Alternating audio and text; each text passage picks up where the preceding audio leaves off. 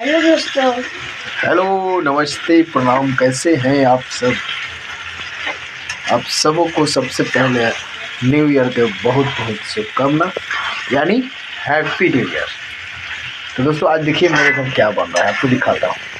मेरे घर आज रात्रि में बन रहा है चिकन, यानी मुर्गा का मीट। ये देखिए मुर्गा। तो दोस्तों, आप लोग कमेंट करके बताइए कैसा है मुर्गा का कलर। और इधर बगल में दूध। देखिए कितना लाजवाब मीट बन रहा है।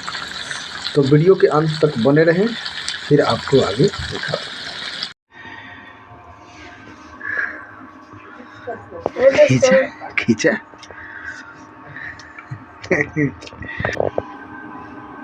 तो फाइनली चिकन, चावल एंड युवराज बनकर रेडी। हम लोग खाने की तैयारी कर रहे हैं अब। देखिए कितना मस्त चिकन। तो आज का वीडियो यहीं पे समाप्त।